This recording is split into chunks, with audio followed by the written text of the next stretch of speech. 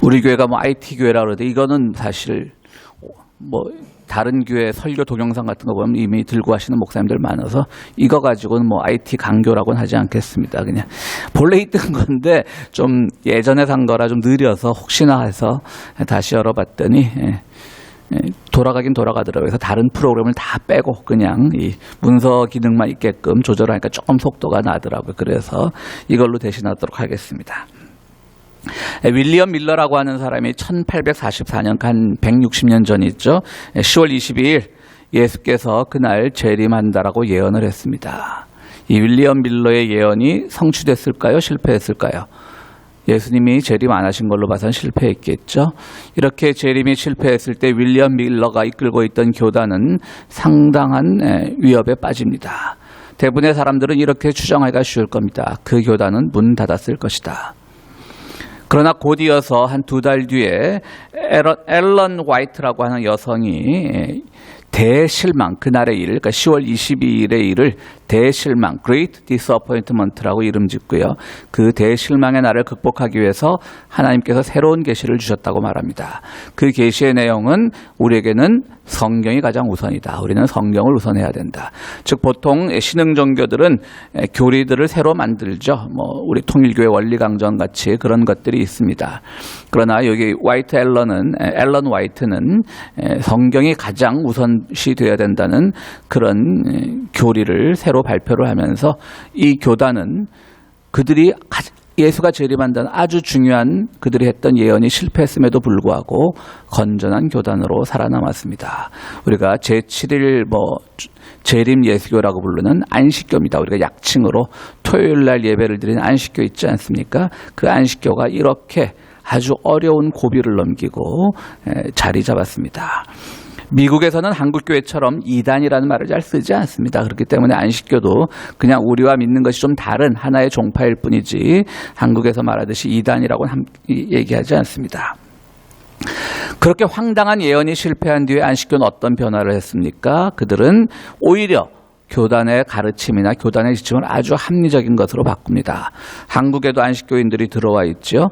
한국에서 안식교인들이 맨 처음에 들어와서 한 일은 고등학교를 만들고 대학을 만들었습니다. 그리고 그 대학을 통해서 그때만 해도 그 태릉 그쪽이 서울이 아니라 서울의 거의 외곽 시골이나 다름없었기 때문에 그곳에서 목장을 하면서 우유를 생산했고요. 어떻게 보면 이렇게 가정에 배달되는 우유 혹은 마켓에서 파는 우유의 시초라고 할 수 있죠. 뭐 서울 우유나 남양 우유가 생기기 전에 삼육 우유라는 것이 생겼죠. 삼육 고등학교와 삼육 대학을 통해서 그들은 또 그들만의 학생들을 또 가르쳤고요. 또 우유를 통해서 사람들에게 인식을 시켰고 또 옛날에 병원이 많지 않던 시절에 그 동대문 쪽에 위생병원이라고 하여서 그 위생병원이 사실은 그때만 해도 그 동대문 이쪽은 또 서울에서 굉장히 아주 외진 동네였죠. 종합병원이라고 하면 대부분 사대문 안에 있거나 강남에 가까운, 강북 지역이라도 강남에 가까운 신촌이나 이런 데 있었을 법한데 동대문 지역에는 그런 병원이 없었습니다. 그러나 위생병원이라는 걸 만들어서 현대식 의료를 소개하기도 했습니다. 또 시조라고 하는, 그래서 시조사학 빌딩이라고 하면 동대문 그쪽에서 꽤 유명한 빌딩이었는데요. 시조라고 하는 기본은 신앙 잡지이지만 여러 가지 인문학적인 교양적인 내용을 많이 담은 시조라고 하는 잡지도 개발하는 것이 바로 안식교인입니다. 또 있죠. 뭐 있죠? 그 안식교의 영어 명칭의 첫 글자를 따서 SDA 영어학원이라고 뭐 시사영어학원, 파고다 영어학원 이런 것도 훨씬 전에 SDA 영어학원을 통해서 선교사들이 직접 영어를 가르치는 것으로 또 많은 사람들에게 어필했습니다. 참 교단이 완전히 바뀌었죠. 이 교단이 이렇게 바뀌면서 교단에 대한 거부감도 많이 줄어들었고요. 또 그렇게 160년 전에 그런 황당한 예언이 실패했음에도 불구하고 오히려 건전한 교단으로 사회봉사를 많이 하는 교단으로 자리 잡게 되었습니다. 제가 3년 전에 본 영화 중에 핵소리찌라고 하는 영화가 있었습니다. 이 핵소리찌는 이 영화를 보고 처음 알았던 것인데 우리가 오늘 양심적 병역 거부 혹은 집총 거부, 그래서 폭력의 수단인 총을 잡지 않겠다라고 하는 집총 거부는 주로 여호와의 증인을 통해서만 되는 것으로 알고 있었는데 안식교도 그런 교리가 있답니다. 그런데 교단 차원에서 강제하지는 않고 개인의 자유에 맡긴다라고 하는 건데요. 핵소리찌라고 하는 영화는 노드라고 하는 데스먼드 노드라고 하는 한 미군 병사가 2차 대전에 참전하게 되면서 그때는 다 징집제였으니까 훈련서부터 엄청난 고통을 겪습니다. 총을 잡지 않는 겁니다. 그런데 이분이 안식교인이었어요. 그래서 총을 잡지 않고 할 수 있는 일이 뭐가 있냐 해서 위생병을 선택합니다. 그래서 위생병을 하면서 핵소리찌가 그 2차 대전 말기에 굉장히 전투가 치열했던 오키나와, 지금은 일본 영토죠. 오키나와에 있던 한 고지 이름이라고 하는데요. 그곳에서 총도 없이 적진을 돌아다니면서 또 포화 속을 돌아다니면서 75명의 생명을 구한 것으로 종전 후에 트루만 대통령에게 무공훈장을 받기도 했습니다. 특히 뛰어난 것은 이분이 미군 병사들의 목숨만 구해준 것이 아니라 적군인 일본 병사에게 대해서도 동일한 사랑과 그 인류의 휴머니즘을 발휘해서 그들도 구한 것으로 유명해서요. 한 3년쯤 됐습니다. 핵소리찌라고 하는 영화인데요. 아주 감동 깊게 본 적이 있습니다. 이처럼 안식교는 우리에게 매우 친근한 종교로 다가와 있습니다. 오늘 설교의 주제와는 상관없는 얘기인데요. 제가 이 안식교 관계를 조사하다가 아주 흥미로운 사실을 하나 발견했습니다. 1950년 3월에 북한, 그러니까 6.25 한 6개월, 한 3개월 전이죠. 북한에서 이제 모든 징집령을 내렸습니다. 아마도 한국전쟁을 준비하기 위해서 그랬었겠죠. 근데 북한에 남아있던 안식교인들이 징집 거부를 합니다. 마치 데스먼드 도드처럼요. 북한이 어땠을까요? 우리가 알고 있는 북한은. 그냥 귀양시켰습니다. 그래? 그럼 니는 군대 안 와도 돼.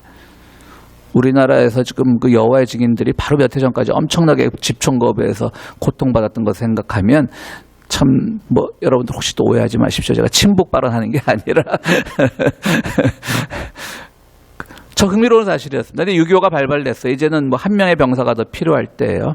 그때 징집을 했는데 또 징집 거부를 했답니다.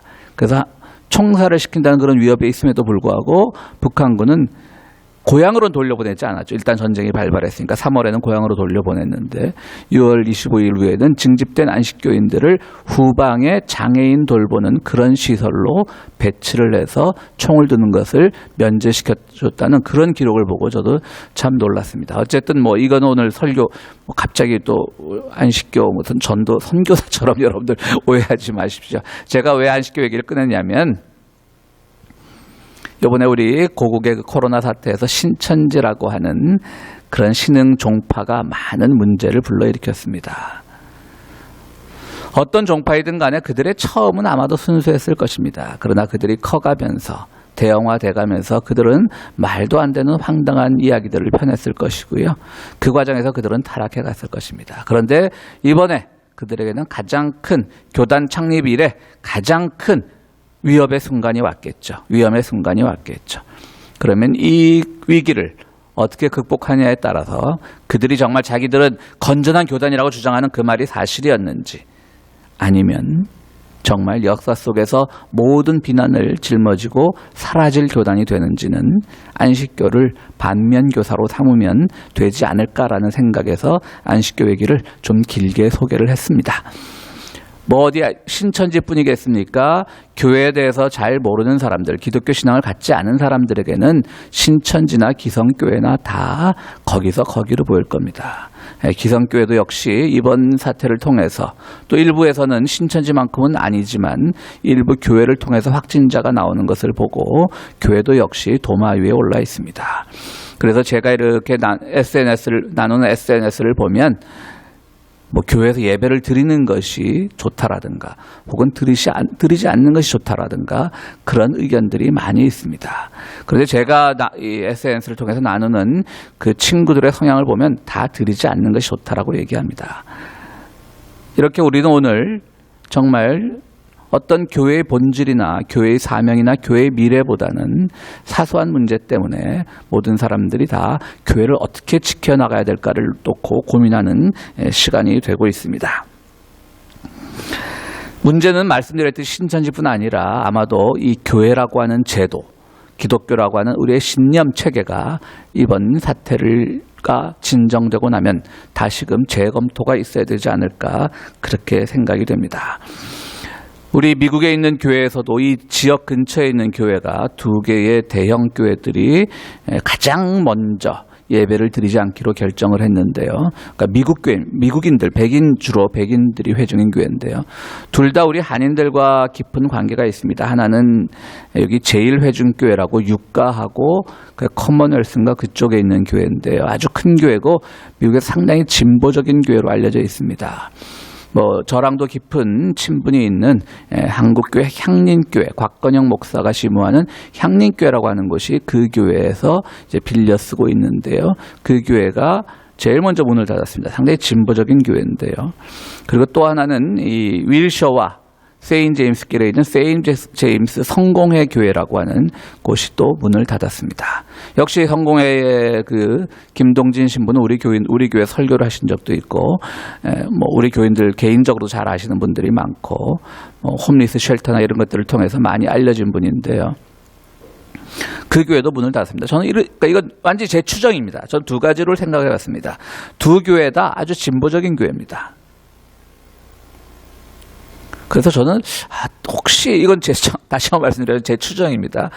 혹시 트럼프 행정부의 이 우왕좌왕한 태도를 불신해서 불안해서 일찍 문 닫지 않았나? 2 진보적인 교회가 트럼프 보기를 뭐처럼 보는 교회들이니까요. 그리고 또 하나는 이건 상당히 이것도 좀 제 추정입니다만은 혹시 그들의 입장에서 한인 회중이 있기 때문에 문 닫은 것은 아닐까? 향림교회와는 달리 향림교회는 어쨌든 그 교회를 빌려 쓰고 있지만 성공회 교회, 세임제인 성공회 교회는 같은 교회입니다. 그러니까 김동진 신부라고 하는 분도 성공회 신부이고 같은 회중입니다. 그러니까 같은 회중에 같은 교회 안에 한인 회중일 뿐입니다. 그래서 그들은 설교 전까지는 그냥 영어로 된 그런 미사를 함께 드리고 설교 시간에만 교인들이 갈라지는 그런 시스템인데요. 그럼에도 불구하고 그들이 한인이기 때문에 이런 결정을 내린 것은 아닐까? 좀 그런 생각을 해봤습니다. 왜 그렇게 서둘러 문을 닫았을까라는 생각을 해봤습니다. 어쨌든 이거 역시 제 추정입니다. 어쨌든 지금은 우리 교회의 위기이고 이 코로나 바이러스라는 것 때문에 앞으로 교회가 어떻게 나가야 될지는 또 많은 고민이 필요한 시점입니다. 오늘 본문 말씀은요, 예수께서 12명의 제자가 있었죠. 그런데 그걸로 모자라니까 72명의 제자를 다시 뽑아서 2명씩 짝을 지워서 마을로 파송하는 장면입니다. 파송하는 장면인데요. 그 장면에서 예수님은 아주 독특한 명령을 하십니다. 이제 예수님은 따라가지 않습니다. 적어도 12명의 제자 항상 예수님과 풍찬 노숙을 같이 했었죠. 근데 72명의 제자들은 어쨌든 표현이 좀 그렇습니다만 한 단계를 건넌 조금 멸등한 제자, 직제자는 아닌 거죠. 그러니까 조금 나중에 리크루트된 그 제자들이기 때문에 좀 부족하다고 볼 수가 있겠죠. 그런데 본래 12명의 제자들은 예수님과 함께 다녔지만 이 72명은 2명씩 니들끼리 가서 마을에 가서 전도를 해라. 추수할 것은 적은데 추수꾼이 없으니까 추수꾼을 보내달라고 하여라. 굉장히 신천지스럽죠. 신천지에 추수꾼이라는 용어 있는 거 아시죠? 그래서 신천지가 여기서 따왔구나. 왜냐하면 그들의 가르침이나 그들이 주장하는 거 제가 잘은 알지 못하지만 비슷한 것 같아요. 사람들 뽑아와라. 이런 거죠. 뺏어와라기보다는 여기 성경에서는 이제 그야말로 징발해와라 이런 거죠. 그리고 아주 재밌게 얘기합니다. 어느 마을에 들어가든지 대접을 충분히 받아라. 너희들은 대접받을 자격이 있다. 그리고 여러 집 돌아다니지 말고 한 집에 있어라. 그리고 혹시라도 너희를 환영해 주지 않으면 그냥 나오면서 신발에 먼지를 털면서 그냥 나 너희랑 관계 끝이다. 이렇게 말하고 나와라. 그러면 그런 마을은 나중에 소돔과 고모라 할 때 그 소돔보다도 더 견디기 어려울 것이다.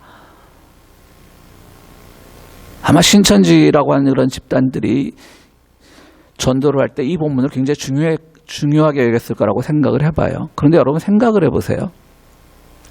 우리는 신문이나 이런 보도들을 보면서 멀쩡한 젊은이들이, 또 젊은이들이 굉장히 많잖아요.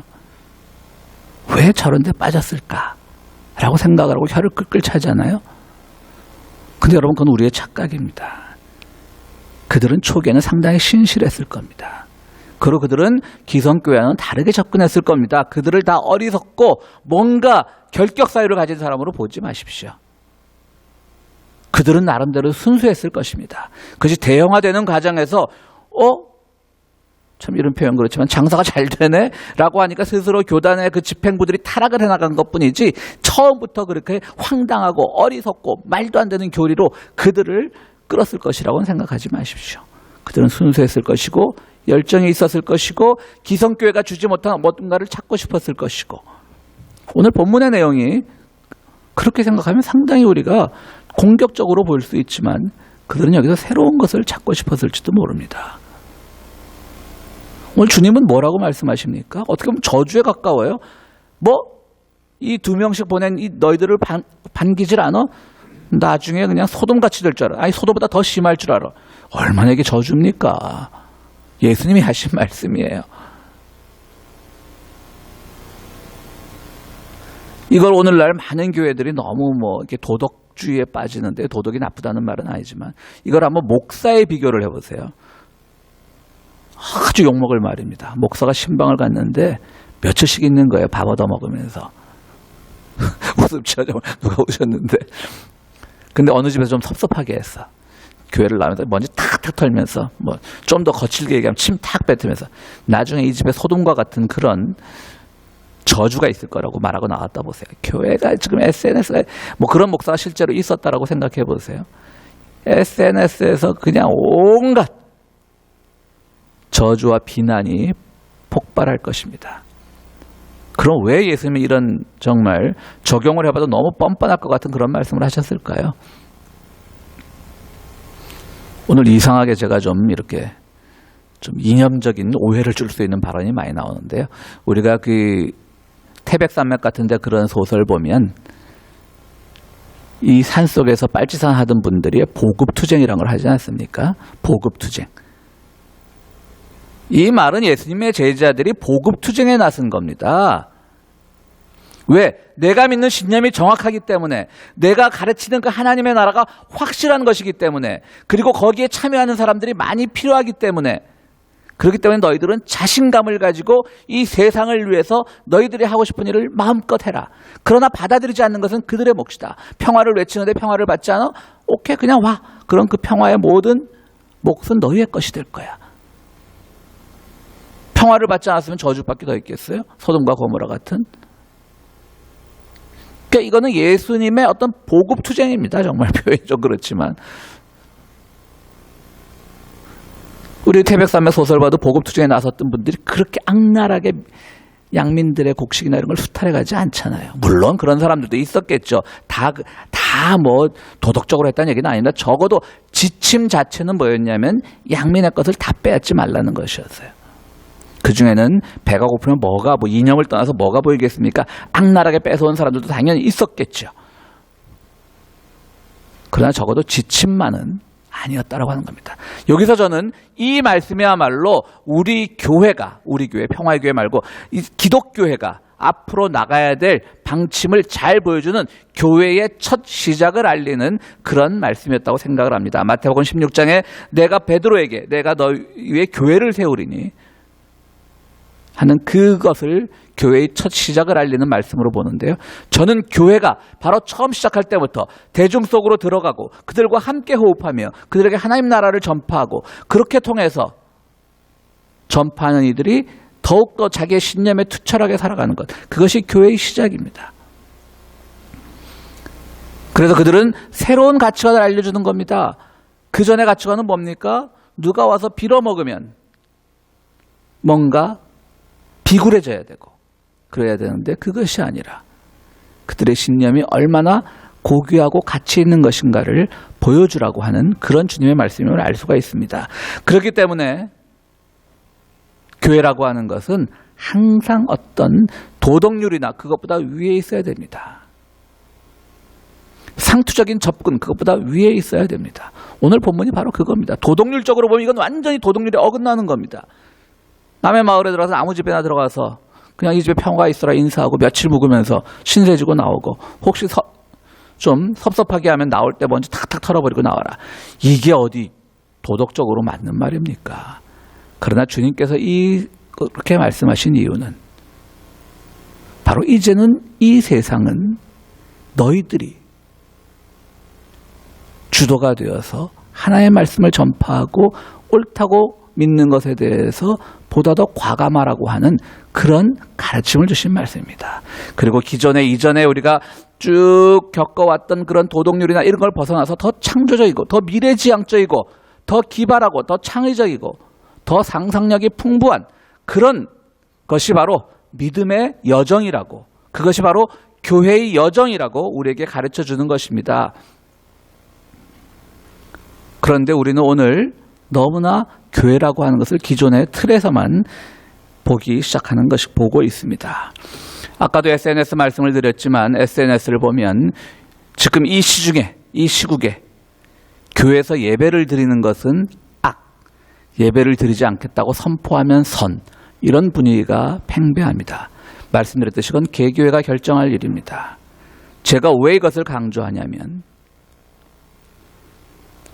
예배를 드려야만 된다고 주장하는 교회들, 대부분 보수적인 교회들이죠. 우리는 그거 아닙니다.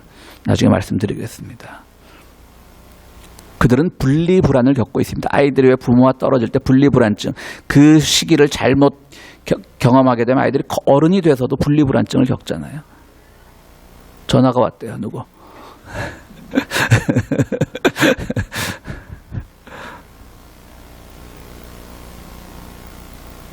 그러니까 우리 교회가 예배를 안 드리면 그들의 근본주의 신앙에 따라서 하나님으로부터 분리되는 것이 아닌가, 그런 두려움이 있는 사람들이 예배를 드리려고 고집하겠죠.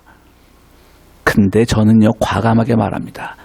예배를 안 드리고가 중요하지 않습니다. 교회 사정에 따라 드릴 수도 있고 안 드릴 수 있습니다. 그런데 왜 안 드리는 사람들이 자기들이 마치 선한 의도가 있는 것처럼, 사회 협조를 잘하는 것처럼 그렇게 생각하고 있냐. 저는 한편으로 그들도 똑같은 분리불안증입니다. 어떤 분리불안증? 야, 우리 교회가 지금 신천지 때문에 문제가 생겼는데 우리가 신천지랑 똑같은 취급받아서는 안 되지. 우리는 사회 협조하자. 그래서 우리가 사회로부터 분리되지 말자. 우리가 사회로부터 분리되면 얼마나 우리가 피해가 클 것인가. 똑같은 분리불안증이에요. 다르게 나타나는. 교회는 분리불안을 극복해야 되는 겁니다. 앞으로 교회는 예배를 드리냐 안 드리냐에 따라서 교회가 결정되는 것이 아니라 앞으로 교회는 보다 더 나은, 보다 더 미래적인 그런 가치를 찾아 나가야 되는 것입니다. 여러분 그 인류 역사를 보면 현생 인류, 우리가 호모사피엔스라고 불리는 현생 인류가 등장한 지 20만 년입니다. 그것이 다시 성서의 역사로 돌아오면 아브라함부터, 즉 우리가 역사시대라고 부르는 아브라함부터 오늘까지 약 4,000년입니다. 그 20만 년 중에 4,000년은 아주 일직선으로 그어놓고 보면 점 같은 부분입니다. 그리고 교회의 시작은 예수 그리스도와 함께 시작되었기 때문에 그나마 2,000년입니다. 그중에 제도교회의 시작은 우리가 베드로를 1대 교황이라고 하지만 그것은 그냥 전설에 의한 것이고, 실제로 오늘날 가톨릭 제도의 이런 교황 제도가, 천주교 제도가 생긴 것은 거의 기원 후 한 5, 6세기면 1500년 된 역사입니다. 개신교의 역사는 1517년 종교개혁으로 인해서 500년의 역사입니다. 보이지도 않습니다. 그냥 바이러스처럼 작은 현생 인류 역사를 보면 아주 작은 부분입니다. 그렇다면 교회는 지금 이 코로나 바이러스 때문에 종말을 두려워하는 시대가 아니라 교회는 지금 시작하고 태동하고 새로운 교회가 모습이 뭔지를 연구하고 고민하고 시도해보는 시대여야 됩니다. 예배를 드리자는 사람들이나 드리지 말자는 사람들이나 다 교회라고 하는 시스템 자체가, 현재 시스템 자체가 무너지면 큰일 나는 것으로 알고 있다는 점에서 동일한 사람들입니다. 예배 안 드리면 교회가 무슨 가치가 있는데, 반대쪽에서는 예배 드림으로써 우리가 사회 지탄을 받으면 우리가 무슨 가치가 있는데, 똑같은 사람들이에요. 왜 한 점, 바이러스만한 그 작은 지점에 있는 교회라고 하는 제도가 생긴 것에 대해서 왜 그걸 이렇게 지키려고 애쓰는데요? 왜 더 벗어나지 못하는데요? 오늘 주님이 누가복음 10장 비교적 선교 초기에 말씀하신 게 뭔데요? 떠나라는 거예요. 속으로 들어가라는 거예요. 예배 드리고 안 드리고가 중요한 게 아니에요. 새로운 가치관, 새로운 미래를 한번 생각해 보라는 거예요. 오늘 우리 교동문 이사야 55장이 뭐라고 말씀하시죠? 마지막 절에 보면요, 내 입에서 나간 말씀과, 우리가 기독교가 얼마나 말씀을 소중하게 여기는 종교입니까? 하나님의 말씀. 근데 너희들이 모든 걸 다 이제 내 뜻대로 하고 나면 말씀은 다시 나에게로 돌아올 것이다라고 말합니다. 말씀도 소멸시효가 있다는 겁니다. 우리가 주님의 뜻을 잘 실천하고 나면 말씀도 소멸시효로 다시 하나님께로 돌아간다는 얘기예요. 더 극단적으로 해석하면 우리가 말씀 없는 시대를 살아가는 그런 세상을 만들어야 정말 하나님의 종말이 이루어진다는 얘기입니다. 말씀도 이루어질지는데 인간이 만들어 놓은 교회라고 하는 제도가 왜 그렇게 우리가 그 제도 속에서 고민을 해야 됩니까? 우리는 미래를 향해 열려 있어야 됩니다. 그래서 하늘이 땅보다 높듯이 나의 길은 너희의 길보다 높으며 나의 생각은 너희의 생각보다 높다라고 오늘 이사야서에서 말씀하는 것입니다. 그렇습니다, 여러분. 우리는 상상력과 창의성, 두려움 극복을 이 코로나 바이러스 사태에서 배워야 됩니다. 교회에서 확진자가 나와서 교회가 사회로부터 비판받으면 안 되지. 사회로부터 격리되면 안 되지. 다 두려움 때문입니다. 지금 교회는 자기의 존립을 걱정할 때가 아닙니다. 교회는 눈을 넓혀서 이 패닉 상태가 가리고 있는 것이 무엇인지를 밝혀야 합니다. 그런데 교회가 바이러스 공포에 매몰되어 있습니다. 우리가 실제로 이 바이러스 공포에 매몰되어 있는 순간 자본주의의 모순은 더 심각하게 드러납니다. 의료제도는 붕괴되고 있고 생태 문제는 더 심각해지고 있습니다. 자기 인종 중심으로 외부인을 차단하면 모든 병으로부터 극복될 거라고 하는 그런 잘못된 생각이 우리를 지배하고 있습니다. 그 과정에서 이민자에 대한 혐오가 늘어나고 있고요.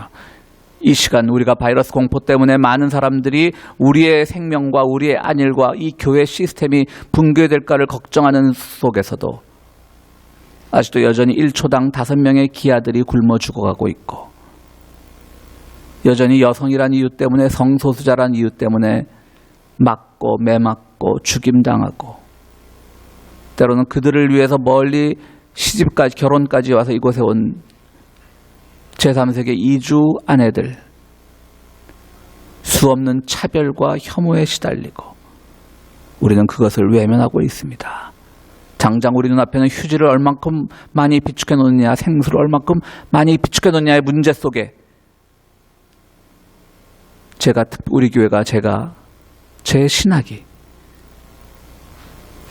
특별히 우리 교회에 뭐 확진자가 나오거나 특별히 정부 차원에서 모든 교회를 문 닫으라고 말하기 전까지 예배를 고집하는 이유입니다. 두려움에 매몰되지 않기 위해서입니다. 우리가 진짜로 싸워야 될 더 큰 거대악을 놔두고 마치 교회가 이 열풍 속에서 교회가 숙주가 되어서는 안 되겠다는 그 하나 두려움 때문에 우리가 교회가 진짜 미래적인 교회가 어디로 나가야 될지를 외면하고 있다면 그것은 저는 교회의 사명이 아니라고 생각합니다.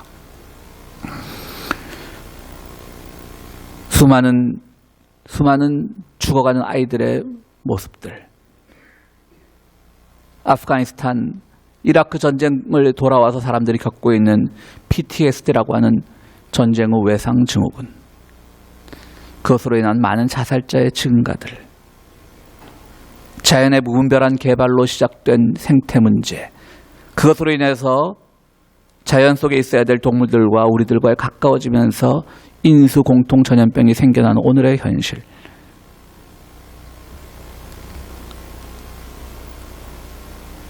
지금 이 공포 속에 사람들을 몰아넣고서는 지금 룰루랄라 노래를 부르고 있을 거대 제약회사들의 음모들. 우리 교회가 아직 존재해야 되는 이유는 그들에 대한 시야를 넓혀야 되기 때문입니다. 물론 두렵습니다. 물론 여기서 우리가 25명 이상 모이는 곳은 가능하면 집회를 자제해라. 전 것도 어떻게 보면 말도 안 되는 소리죠. 물론 많이 모이는 것보다는 적게 모이면 그 가능성, 확률은 떨어지겠지만 그래도 그렇습니까? 우리 중에 한 명이라도 증상자가 있으면 다 옮는 거죠. 그건 중요하지 않죠. 조심하겠습니다. 교회도 조심하겠습니다. 여러분들도 조심하십시오. 사회에서 벌어지는 이 전염병을 우리가 믿음으로 무시하자는 얘기가 아닙니다. 그럴 분들도 아니고요. 우리 교인들은 다 알아서 위생관념 철저히 할 테니까요. 그러나 중요한 것은 이 공포 때문에 다른 공포, 다른 두려움을 보는 것을 잊지 말아야 한다는 것입니다. 보네포 목사 2차 대전 중에 우리에게 큰 가르침을 주고 떠났던 보네포 목사는 이렇게 얘기하지 않습니까? 하나님 앞에서 하나님 없는 것처럼 그렇게 살 수 있도록 하나님은 우리를 인도하신다. 여러분, 우리가 하나님 없다 그래서 하나님이 없어집니까? 그러나 이제는 하나님과 분리되는 그 불안을 두려워하지 말라는 겁니다. 이 제자들처럼 예수님과 분리되는 불안을 두려워하지 말라는 겁니다. 분리되지 않습니다. 아이들이 왜 불안해합니까? 부모와 분리된 부모가 자기를 돌보지 않을 거라고 하는 생각 때문에 그러는데 우리는 돌보십니다. 그러면 그 하나님 없이 우리는 살 수 있는 것처럼 교회라는 제도에 어떤 매몰되지 않고도 우리가 충분히 기독교인일 수 있는 것처럼 그렇게 살아가라고 하는 것이 바로 말씀의 가르침입니다. 우리 주님도 분리불안 겪으셨어요. 겟세마네 동산에서 이 잔을 치워달라고 하시잖아요. 십자가에 달리시면서 엘리 라마 사막단에 왜 나를 버리시냐고 하나님께 하소연하시잖아요. 그런데 그걸 겪고 딛고 일어서셔서 부활하셔서 우리의 구세주가 되셨습니다. 여러분, 예배라는 건 소중하지만 예배를 드리는 것이 옳으냐 드리지 않는 것이 옳으냐라고 하는 것은 지금 우리가 한가하게 논쟁할 시점이 아닙니다. 바로 이 거대한 공포 속에서 우리가 외면하고 또는 잊고 있던 공포가 무엇인지, 두려움이 무엇인지 그것을 발견하는 눈을 우리가 갖기 위해서라도 우리는 신앙을 가져야 되는 것입니다. 그런 점에서 오늘 우리가 와야 된 이 상태는 형벌이 아니라 하나님의 선물입니다. 우리보다 앞서 나가 계시는 하나님께 참여하라는 명령입니다. 그 초청에 여러분들 응답하셔야 됩니다. 과거에 매몰되는 것이 아니라, 제도에 매몰되는 것이 아니라, 무엇을 하고 안 하고에 매몰되는 것이 아니라 더 많은, 더 깊은 상상력을 가지고 하나님 나라를 위해서 나가는 일꾼들. 추수꾼이란 말 좋은데 오해의 소지가 있으니까요. 그런 일꾼들 되시기를 바랍니다. 함께 기도하시겠습니다.